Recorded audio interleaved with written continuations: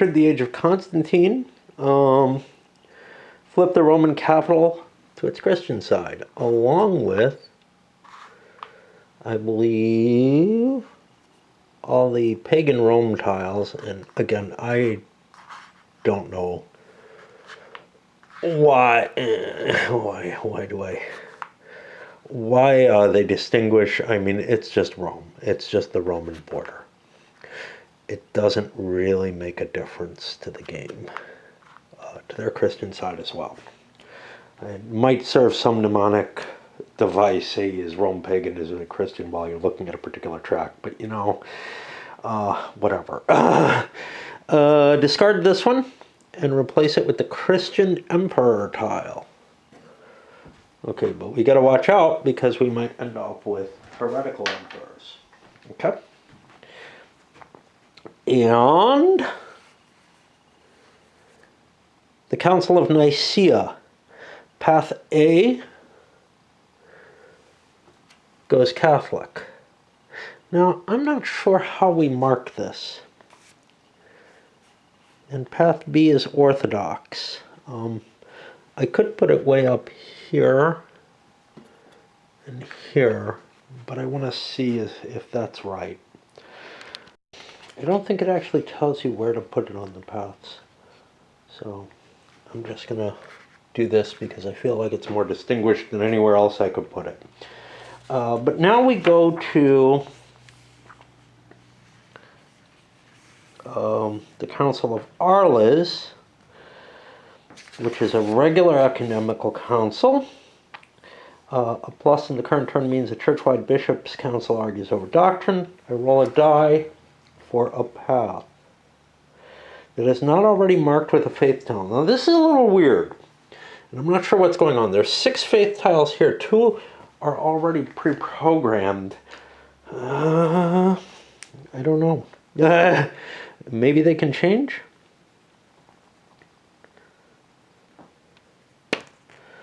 But I get path 5, which is E, and that is going to get an Orthodox token on it. Now, pick a tile from the Faith Cup and put the corresponding on the map. Do they mark A or B? Okay. Oh. Here we go.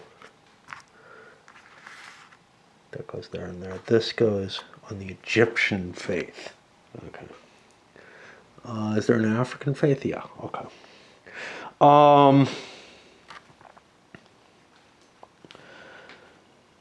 Randomly pick a tile and place it on the corresponding faith. We did that.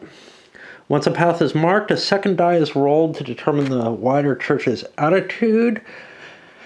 If the roll is higher than the faith tile, they're excommunicated. Well, Orthodox doesn't seem very excommunicatable.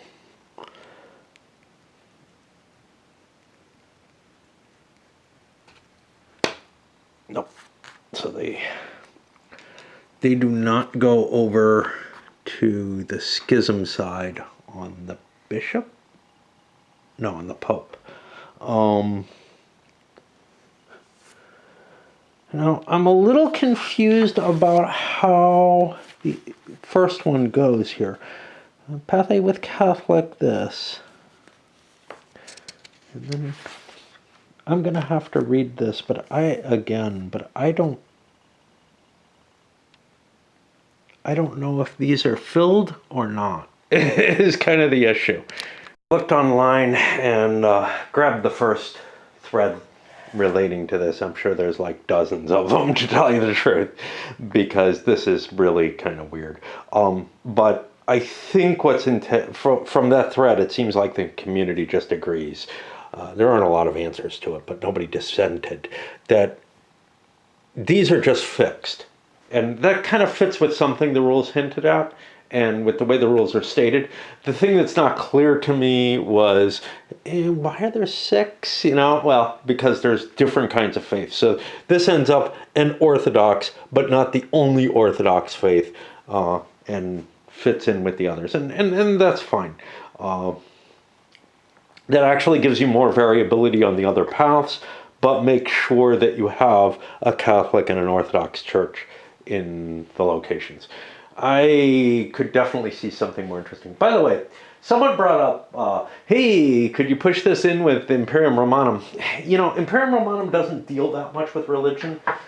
Invasions does to a limited extent, but and obviously La Foi et l'Éclave definitely does as well, although again that kind of starts in a later period like Invasions does.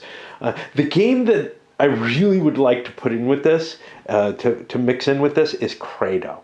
I have no idea how I would do that. Like, usually when I have I would like to have these two games running kind of side by side, that's really hard. But maybe what I'm thinking is have a 6-player game, which Credo can handle, with 1 player on each path, and somehow kind of define the religion by that. But the thing is, the one religion, one path is the true path in Credo, So it's like there is an orthodox set of beliefs, but to tell you the truth, Catholicism and Orthodoxy, I don't think there's a whole hell of a lot of difference between the two, not in terms of how they react, but in terms of the actual theological distinctions. There's largely an acceptance of what's what. It might not have remained that way, though. So things like iconoclasm could well have become the orthodox of orthodoxy, right? So, I mean, the schism actually allowed for, or could have allowed for, much, much greater theological divides of the sort that you see in Credo. And I'm not quite sure. Like, you wouldn't be playing Credo to win Credo anymore, and you would be playing this, like, everybody would have to play this kind of cooperatively, and you'd be playing Credo within it, and I don't know what it would mean. It just seems kind of weird to me. But in that case, it might be possible that the player is assumed to be Catholic essentially in this. The Catholic would not be the fixed point that necessarily is winning the ecumenical arguments. Yeah, so there are words that I'm not used to saying, and they come out funny, and if I think about them hard enough, I can figure out how I should have said it, but I don't. He gave me $3 and a heresy over there that I feel like I have to deal with. This game is a struggle, man. But I'm allowed to cash in relics at this point. They're only worth $1 each. But here's the thing. A lot of the relics are real close to Jerusalem, where I'm going to get jihaded all over. When's that going to happen? Well, when do they go up to $2 is the question. All the way up here. That's not an easy time. So I may want to turn some in for some extra money fairly soon. And there are all kinds of interesting factors in play because Rome is now under a Christian emperor. So I can use the Roman army in ways that I couldn't use it before. I'm going to have to look into that. The game has just changed significantly here. The shift to Constantine. And that's definitely fitting. That is a defining event that kind of made sure Christianity would survive and flourish. Without a schism or an enemy army, there's not a whole hell of a lot I can do with my Romans. I can't move them into what is it? They cannot move forward into empty lands that contain no hostile armies. And I don't know that the Persians are hostile, but I don't particularly want to beat up on the Persians, so I'm okay with that. They seem more positive to me than negative at this point. So I don't think anything much changes with the emperor, to tell you the truth. I thought I was able to squelch things more, but that's not the case. Now, I do have a problem that I didn't realize, which is I have heretical popes. This one, this one, are those the only two? Not this one, I had discovered him. Now, heretical popes are a problem, and I'm trying to remember why I got a fucking support call that I was able to pick up, and I'm going to be escalating that. And well, the fact that I got time off means that, you know, I'm probably going to be working an extra couple hours in terms of, like, having to be available for support, because this needs to get resolved if it can. Okay. Let me try to figure out what that heretical pope meant. Because it means his whole path is heretical. And can I squelch that? I don't know. Here it is, Christian Emperor. I didn't see this one. Is that somewhere I didn't expect it? So here it is, 6.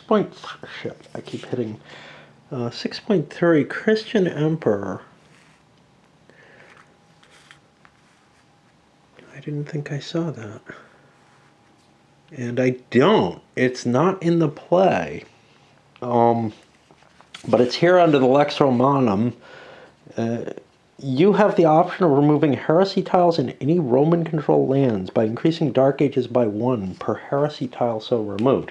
Which I think I could remove it from a pope. Maybe. But here, heretical popes. If a heresy tile lands on top of the pope, that pope and all Christian lands are considered in heresy and thus out of communion until the heresy tile is removed. It doesn't affect the schism status. It doesn't cure any schism, only heresy. Heresy on a pope does make the field tile in his land liable to apostasy, from which a pope normally protects it. Whew. Well, do I want to bump up to... and what does it mean that... Wait. Everything's out of communion, 1.3. What does that mean to me? Because that's what I'm worried that I've been screwing up, that I've been cheating because of that. I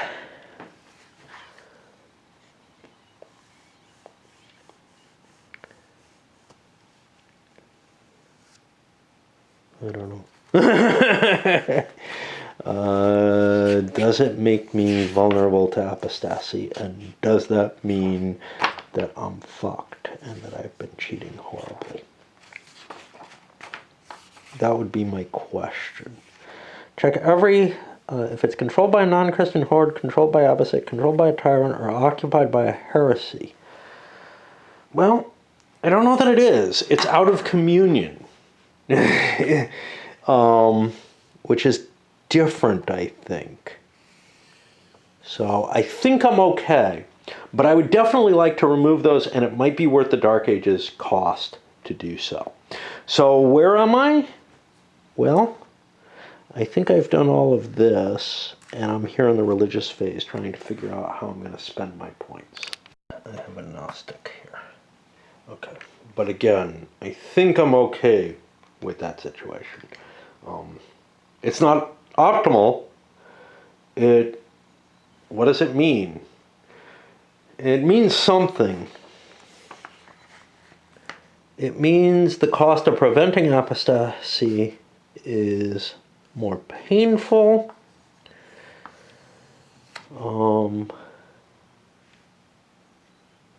But I think that's all. Controlled by non-Christian, controlled by the opposite, controlled by a tyrant, or occupied by a heresy tile itself. Yeah, and I can't pay off heresy tiles, so those other things are not that problematic. Wow.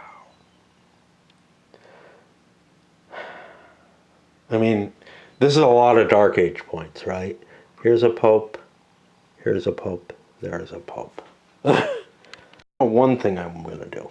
I'm going to move this bishop up here. That gives me a +2 total against the Ebionites. And then I'm going to pay to try to convert them. So at +2, not good enough. Arrgh. I mean, I would really like to convert these slaves, but I'm not going to have enough money left to write the Bible anyway. So we'll do it again. And this time we get them out. They do not give me fishies. What are they? These Melkites. And I think... Oh, okay. But we had a problem. I got to deal with these. Shit. Those I actually have to deal with. Well, I've used up all my money. Did I use it wisely? Yeah, I had a +2 there. I'm going to increase the Dark Ages and fix this using the Roman Emperor. And I think that gets me fixed as far as I can. And no apostasy, which means, oh, I could sell relics. Hold on. Hold on. Let me think about that. Because I got a bunch of relics, man.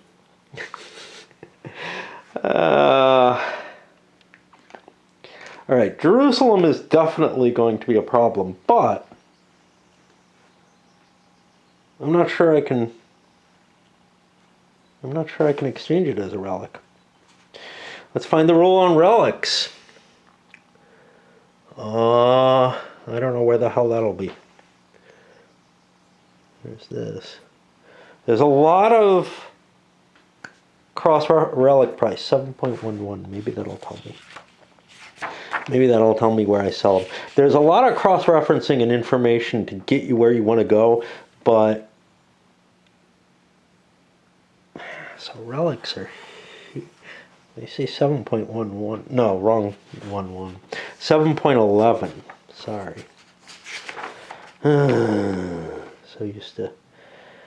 Okay, deal in relics.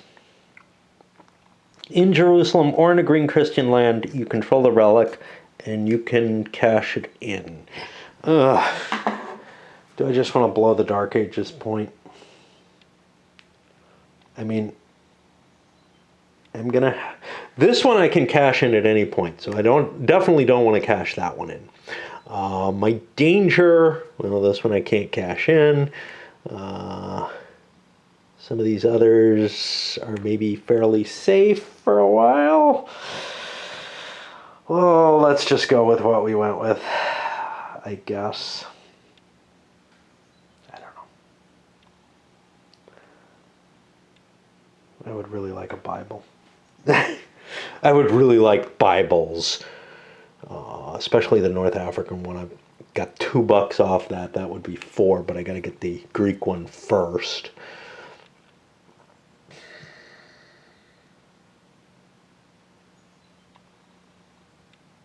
Yeah.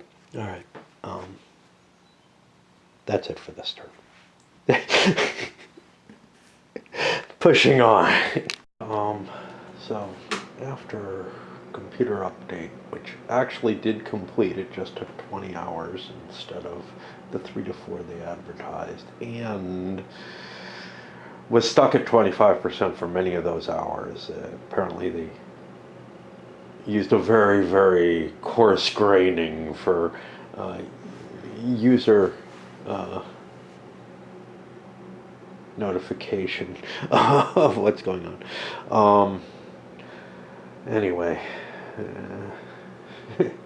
today I had to go shopping, and I also went for another walk and had lots of thoughts, and I don't know if I'm going to get to any of them. I also went for a walk yesterday while the update was running before I realized it would complete. Never got a call back from tech support on it, so yeah. So starting back with the game because I want to get some of it done, although it's fairly late and I'm pooped. All that thinking. I look at this turn and I'm fine. Okay, I set up a theologian that I've got to remember to use. But I notice next turn, Arian Goths invade Rome, and that immediately leads me to think, hey, did I screw up and not place these guys? So I had to look back. And I lost my place, I think. What I found was the fall of Rome is not until turn 15, and that's when all of these show up. So the Arian Goths are, this is just, I'm having trouble seeing a differentiation. I assume one is italic and one is not, but I'm not sure I'm really seeing it, and I'm not sure I trust it. So, this first council of Constantinople is a game effect. The other thing is just I'm not seeing a real differentiation. It all looks like it's in italic to me. So game effects are mixed in with just historical notes, which I find a little disturbing, I guess. Because, okay, turn 15 is a phase change, and there are symbols next to the things that affect the game, but again, it's not as easy as I would like it to be. So anyway, I will continue on.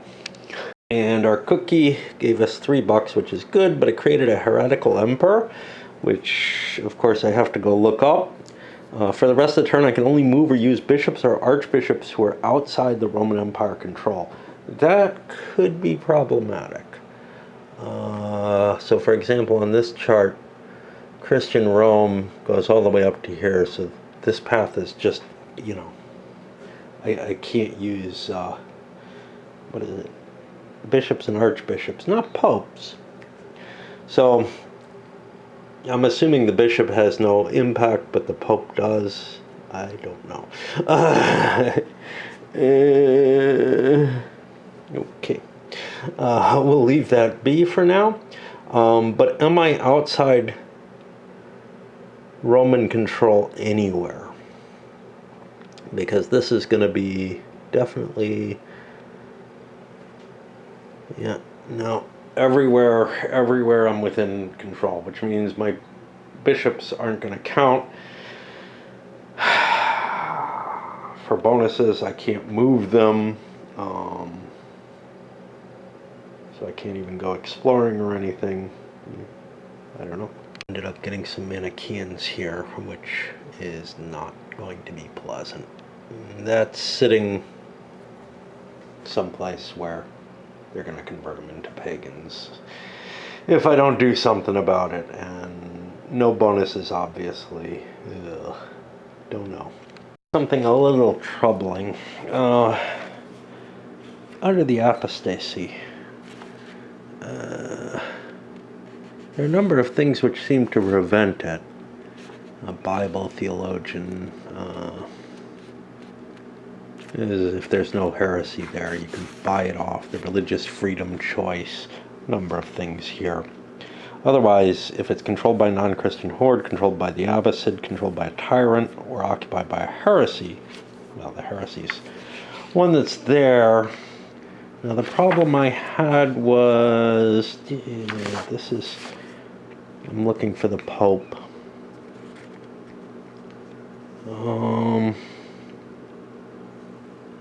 Heretical Pope. If a heresy tile lands on top of a Pope, that Pope is considered in heresy, not of communion. Okay, great. Placing and removing it doesn't affect the schism. Removing the heresy doesn't cure the schism, only the heresy. Heresy on a Pope does make the field title in his land liable to apostasy, from which a Pope normally protects it. I don't see that exclusion for Popes. We haven't been facing any of those cases, but I'm a little disturbed. I feel like maybe something has been left out of the apostasy, or that rule is in error. I'm fine with the Pope protecting it, but I don't know. One free bishop out here.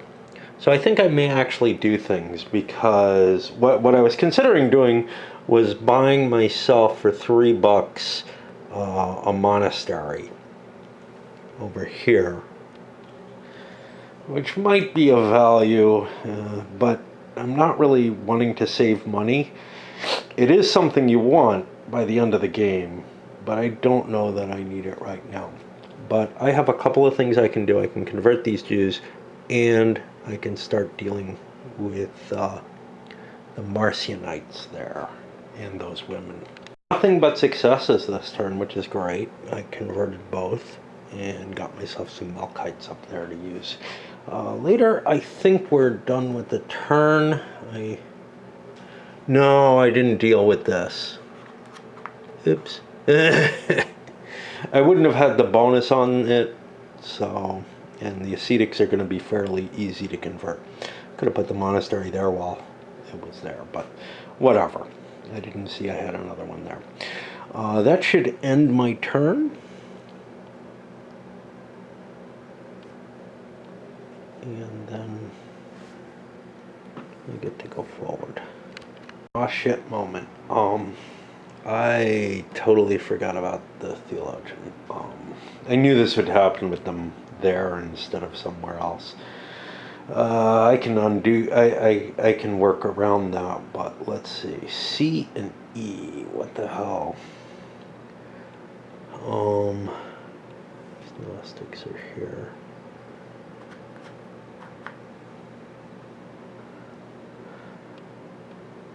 I don't remember what the hell they can do. I'm really out of it. My choice is these women or reducing Dark Ages, and I'll reduce Dark Ages for that. I'll put them here.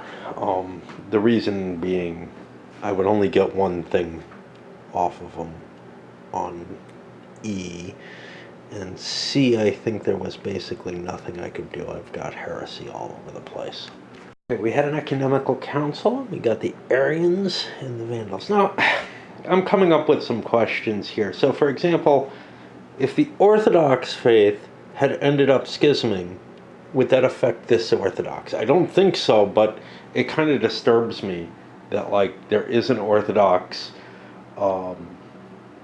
token, and that council would not cause, that would just cause a schism between the Orthodox faith on this path, but not up there. That really bothers me. The Arians are almost certainly going to schism, and they do. So we've got a schismatic pope there. What does that mean? That means, shit, I have not been sharing income. 3 Christian lands and a pope in communion with you. I haven't even been thinking about it, but we should have been getting money from here for some time. I don't know for how long. Quite some time. Well, that would explain why I'm doing so poorly. That would be...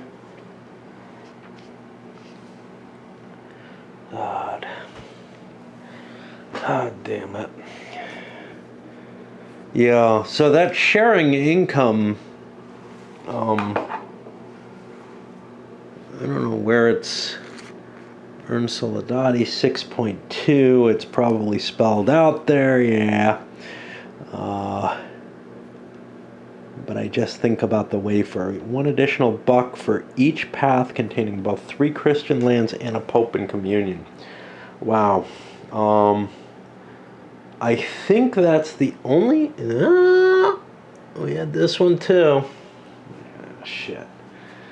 I don't know what the fuck to do.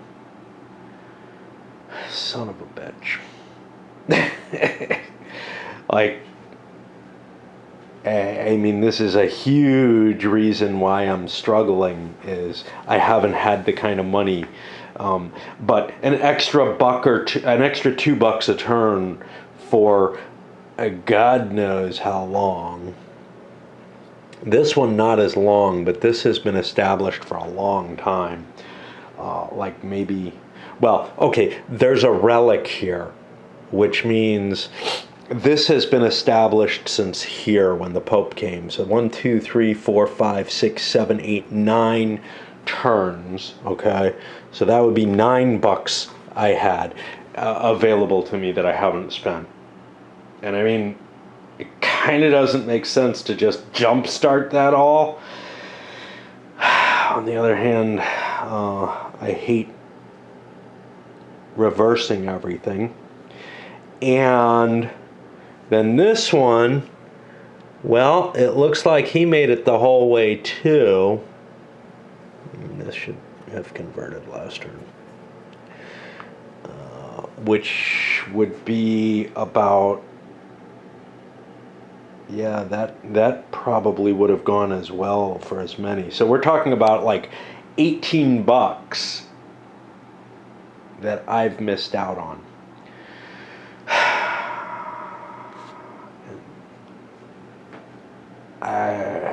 Fuck. I do not know what to do about this. And what I was doing, I mean, I feel like I have to quit here. Like this is not a reversible situation. The game would be a lot easier with that extra money. I was really struggling here. You know, you can see I didn't turn things Christian anywhere near as far as I would have liked to. So that is definitely a problem. And then what I was looking for is what the hell is up with a schismatic pope. Or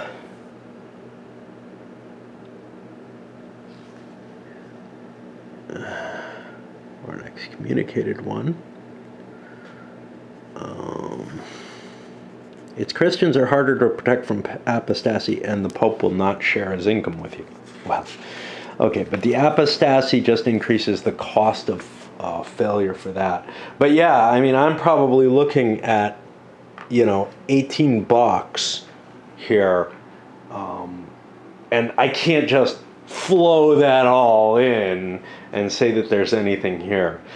So I think what I'm going to do is probably load this up, mark these all as failed, and start again. I had intended to play this once silently on my own, not on video, because a game like this, I'm always going to make some kind of mistake like this, but I just couldn't bear it. I couldn't bear to not be babbling on video while I challenged the game. And set back up. So, ouch. It's hard because there are so many little rules. Whenever I'm facing fully procedural games, I have these kind of problems. And solitaire games tend to be very, very procedural. That's where, you know, it's a matter of the mechanisms being your challenge rather than, you know, what your opponent can come up with. Let me think about this for a while. Today is obviously not the time to start all over. But yeah, it looks ugly.